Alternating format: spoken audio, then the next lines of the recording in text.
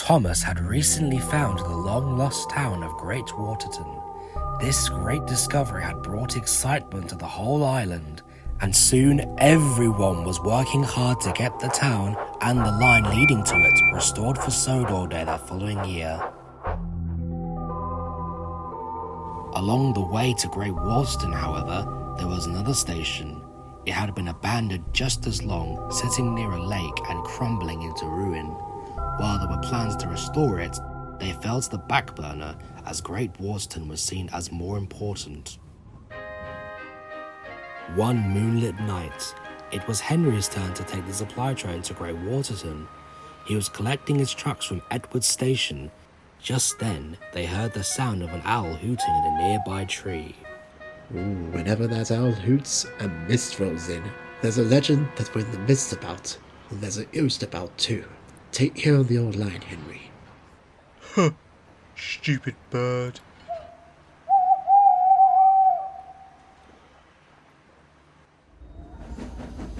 Owls, mist, ghosts. Edward's going soft in the boiler. There is no mist. But Henry was wrong. What's that? It's an amber lamp.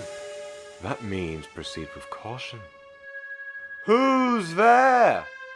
No one replied. Henry crept slowly forward. He stopped by a tree. It had a sign nailed to it that read, "Beware the viaduct." No one warned us about that before.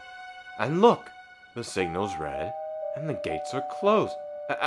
And there's a fogman's coat. Where's his owner? Suddenly, a light came on from inside the station. What the? When did they get the electrics working in there? Who's that?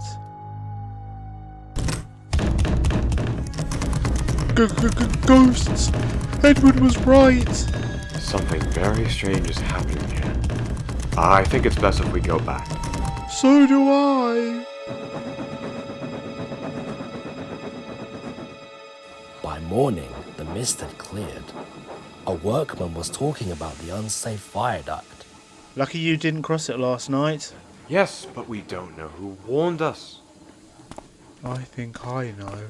Rubbish! Don't be silly, Henry. Every engine knows there's no such thing as ghosts. Ha!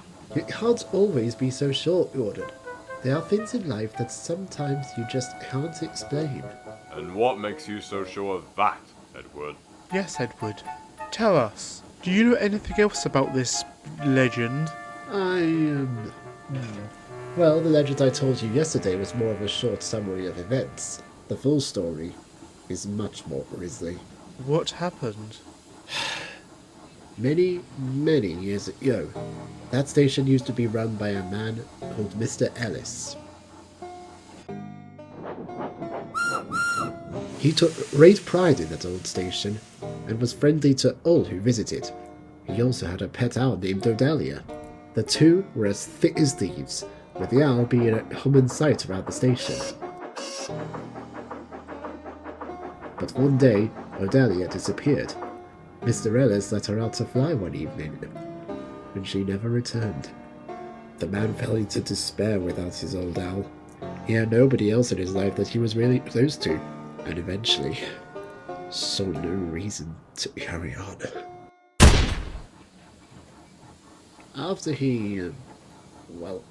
a new station master was brought in, but he left shortly after due to strange things happening around the station at night. The same thing happened with the next station master, and the next. Eventually, the station was left unstaffed until it eventually closed down along with the line around 1901 or so. However, many in the area will tell you that on misty moonlit nights, Odalia can be heard hooting into the night, calling out for Mr. Ellis. Mr. Ellis comes out looking for her, bringing with him a thick fog. No matter what, the two will never find each other, searching into a never-ending night. How? Where did you hear this story, Edward? A local fogman told me about it. Old Bailey. Ha ha ha ha! Old Bailey! You heard the story from old Bailey? Oh, come on, Edward. That man's a cook. You weren't there last night, Gordon. If you're so sure, why don't you take my train down the old line tonight? No, thank you, Henry. I've got a busy day tomorrow, and I need my rest. Ghost indeed. Pah! Henry just looked down sadly. He didn't know what to think anymore. Later that day, his driver spoke to him. The viaduct has been repaired. We can take our train back up on the old line tonight. However, there's an issue with the passing loop. So we'll push our train up the line, and then we'll go back home and tend the first. Oh, great. That's all I need. But when nightfall came, Henry was sizzling nicely. Suddenly, an owl hooted, and Gordon thundered by. You, Henry. Oh, look, Henry spooked. That was cool. He spoke. Be quiet. I'm not scared. But he was. A little later, the fog came down. As they approached the same area, they saw the amber light again. Here we go.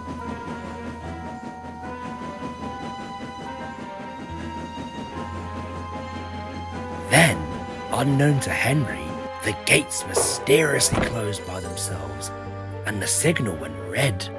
The trucks had seen all, and they were spooked too. Faster! There's a ghost above! Where? What are you guys talking about? Stop!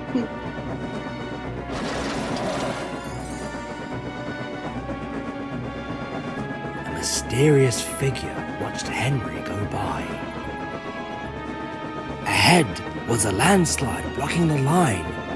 Henry braked hard, but the trucks hit some of the rubble and plunged into the ravine.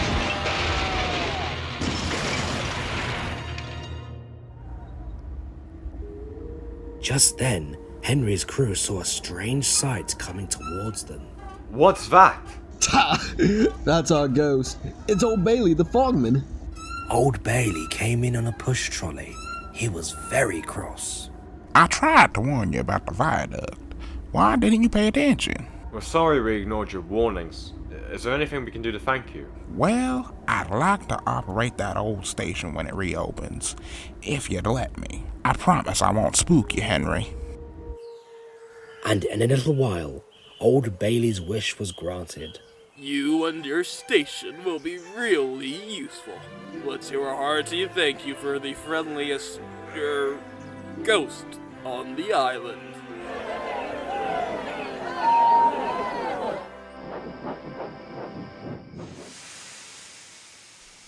How did you make the lights inside of the station turn on during the first night? Or the gates close on the second? I don't know what you mean. I was at home. I wasn't even here.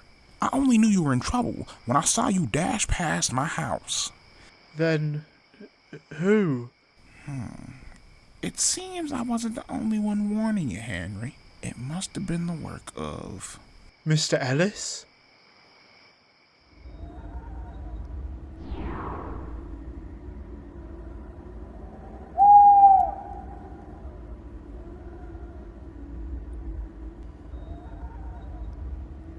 Odelia?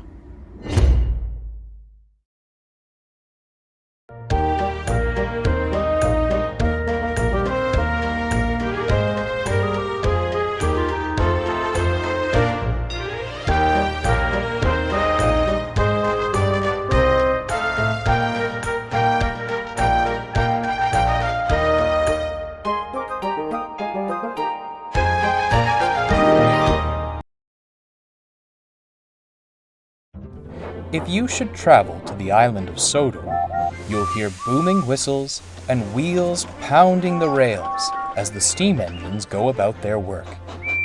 If you listen closely, however, you'll hear another noise.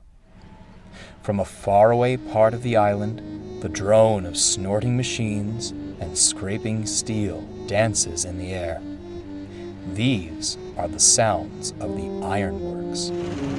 Ari and Bert seldom ventured outside the ironworks. Their yard is littered with scrap, which they spend their days shunting to the smelter's shed. Lately, there seemed to be more to melt down than ever. The Diesels enjoyed their grim work, but it was evident they needed help. One evening, Ari and Bert were resting when a familiar horn cut through the air. Diesel slunk into the yard, a train of scrap in tow. Well, well, well. If it isn't Mr. Revolutionary himself. Come to take the weight off our buffers, eh?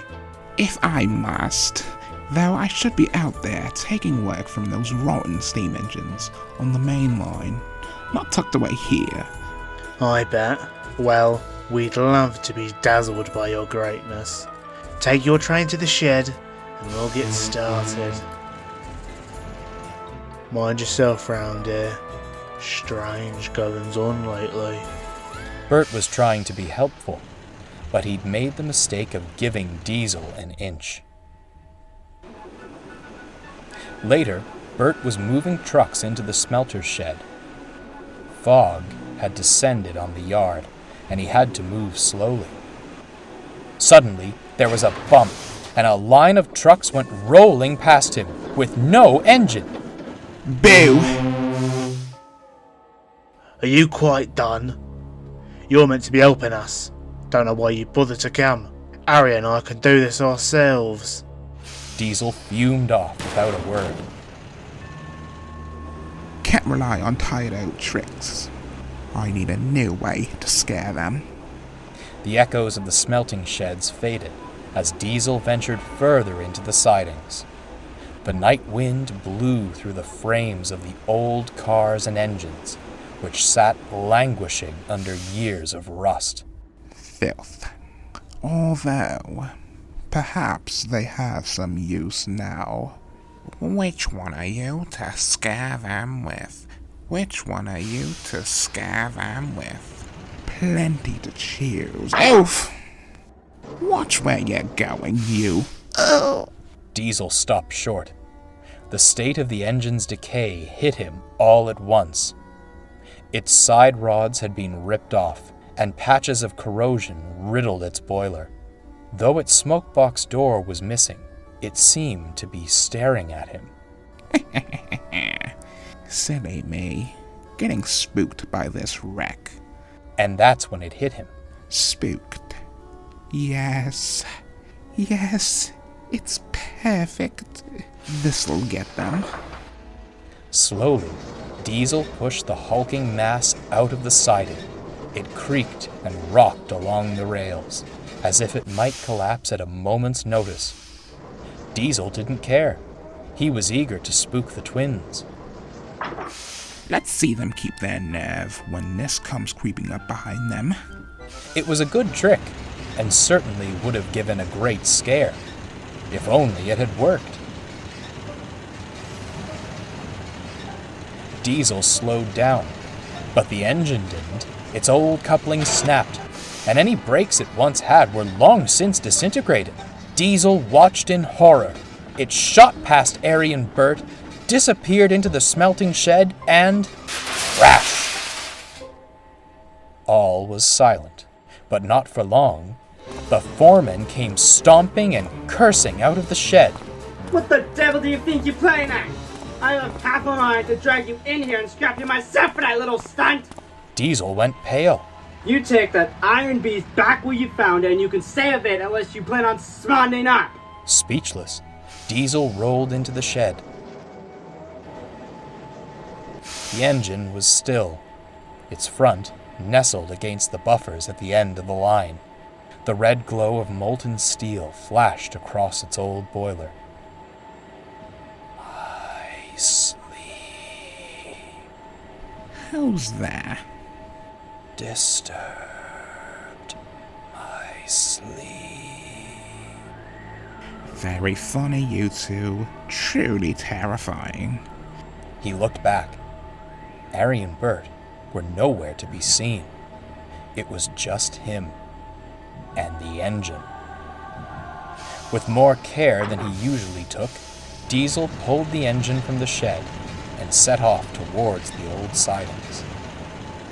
As he pushed it back where it came from, the fog grew thicker and brought with it an eerie stillness.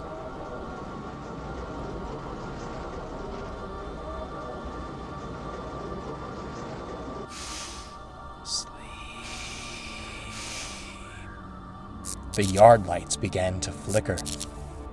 Diesel glanced around. He thought he could see pale fireflies dancing in the night. Suddenly, the lights cut out.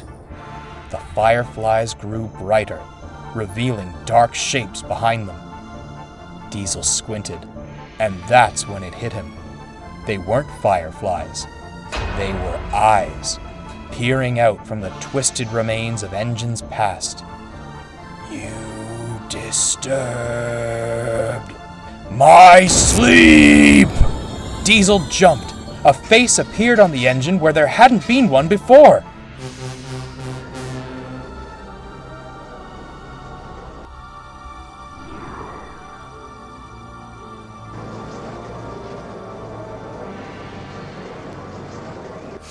Where have you been? Trying to leave the work all to us, eh? I'm very sorry. I'll get it right to work. For the rest of the night, Diesel didn't say a word. He worked without fuss and gave the twins a run for their money. Even the foreman was impressed. All the while, he kept looking back towards the sidings, just to make sure he wasn't being followed or haunted. When the work was done, he wanted to go home. No chance tonight, old fellow. With fog like this, we'll never make it back. Reluctantly, Diesel backed down next to Bert in the shed. Strange things happening around here. Oh yes, very strange things. The twins fell asleep, but Diesel stayed awake. It must have all been the fog. Yes. That's the last time I let those Ironwick imbeciles fool me. I'll bet it was all they're doing. Let them wait. I'll get them one of these days.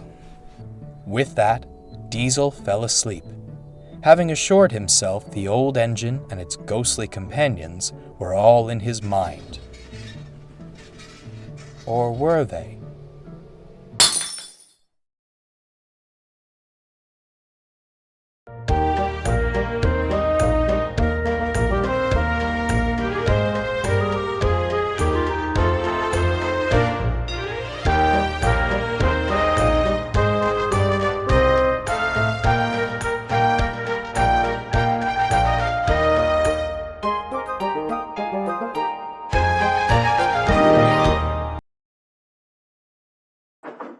It was a cool autumn evening, and the sun was just beginning to set.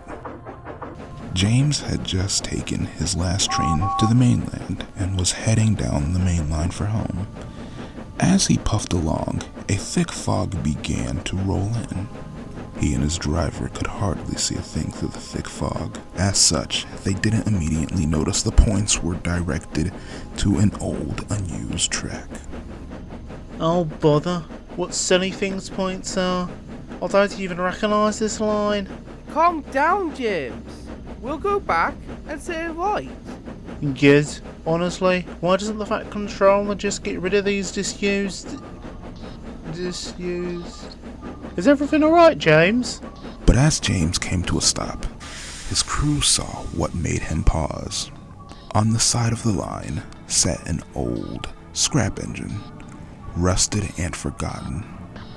Now the scrapped remains of engines from long ago was a common sight on the railway, but this was different, and it nearly made James sick.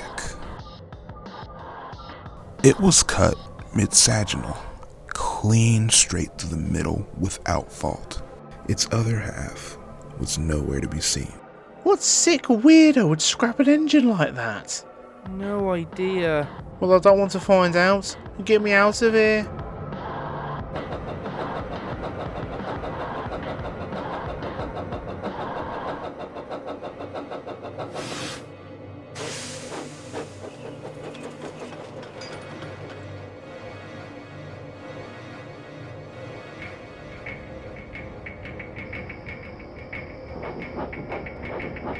At Tidmouth Sheds, the engines all stared at James.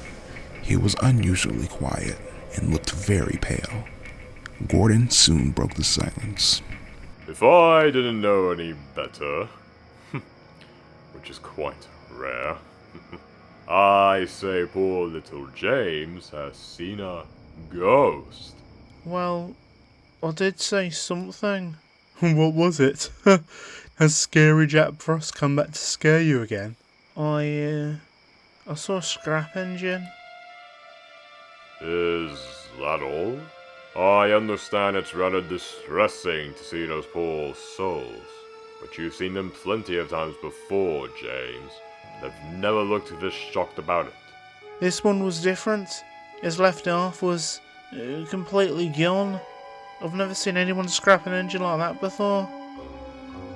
James, you must have seen a victim of the half engine. I do not need your teasing tonight, Thomas. I'm not teasing, I know why that engine is like that. Go on, Thomas. Tell them. Well, a long time ago, when the North Western Railway was still in construction, there was an engine who was brought in to help build the railway, along with myself, Edward, and many others. This engine was different. Something very horrible went wrong with her construction. She had only half of her face, the other half being her smokebox door.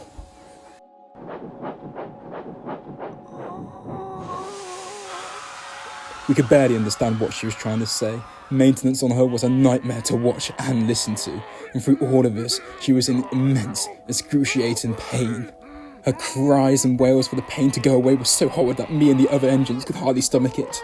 But the nasty of us, even some of the crews, thought it a great joke. Honestly, I do feel kind of bad for the poor engine. I mean, it must be hard having such a ghastly appearance. It's disgusting. Engines like that should be locked away and never be seen again.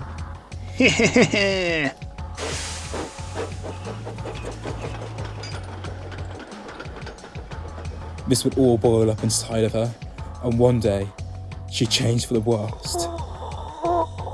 Her behaviour became more violent. She would berate even the ones who felt pity on her, snarling and growling in anger.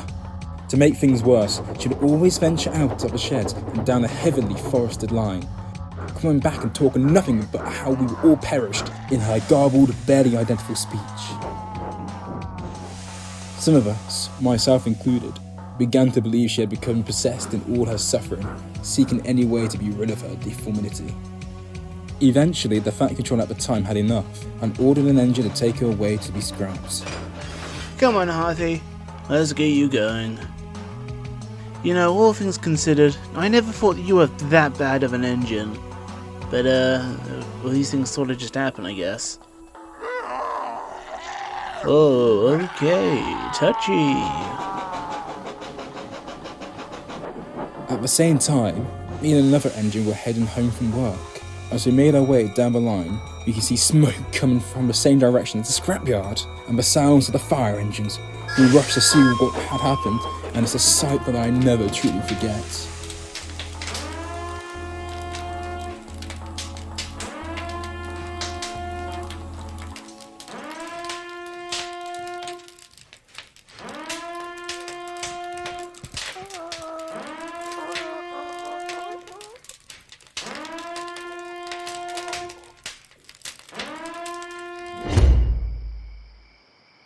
Everyone at the sheds was deeply disturbed by Thomas's story.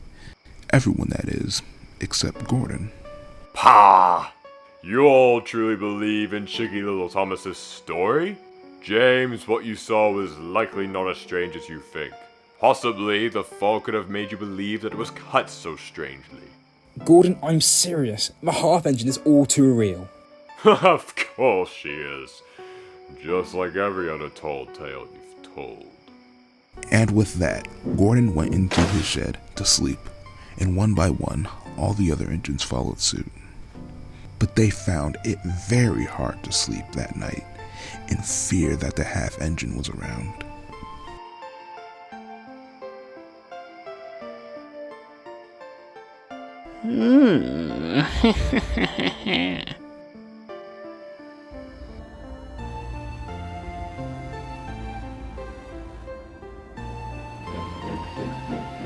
The next night, Gordon was making his way home with some trucks. He wasn't happy about it, but he now knew better than to make such a fuss. Although he didn't believe in the half-engine, Thomas's story still ran through his mind. Thomas has always been a cheeky little trickster. Just then, they saw a red signal. Gordon slowly came to a stop. He was very confused. That's strange. No other train should be passing by at this time. Perhaps we should walk to the nearest signal box and find out what's going on. Sounds like a plan. Will you be okay on your own, Gordon? Yes. I should be fine. And so, the three left. As time passed, Gordon felt more and more uneasy.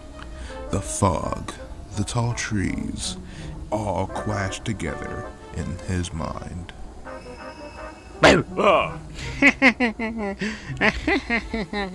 What's the matter, Gordon? Afraid the half-engine's gonna get ya? Ha! Don't be ridiculous. There's no such thing as the half-engine. Oh, who's there?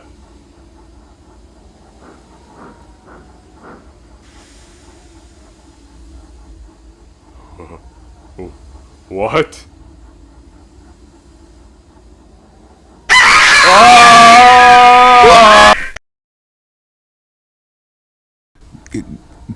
Gordon. Gordon. Half-engine. Thomas was right. Half-engine? What the hell?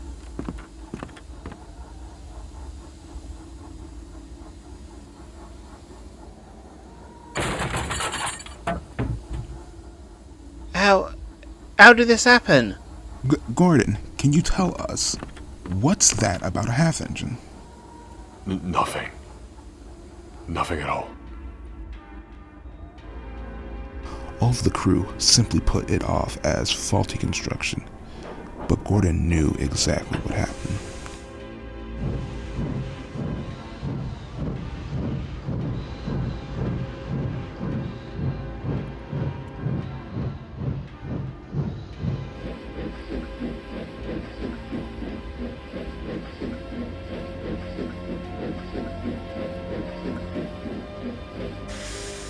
He remained silent as he was uncoupled from the trucks and puffed home, unsure how to tell anybody what he had witnessed. He felt sorry for teasing James. He felt sorry for not believing Thomas. And more importantly, he felt sorry for ever denying the existence of the half-engine.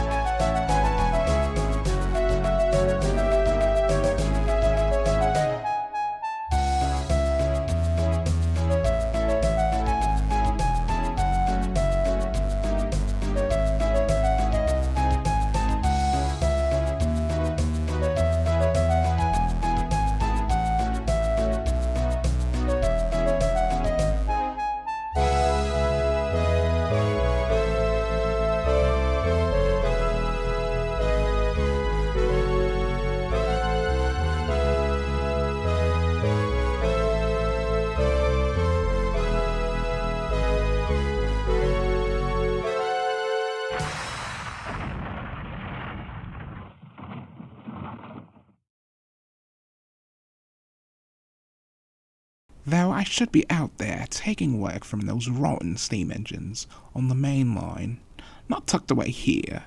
Diesel, you're a class away. You'll go like 20 miles an hour. What the fuck is you talking about taking work from the steam engines on the main line? Nigga.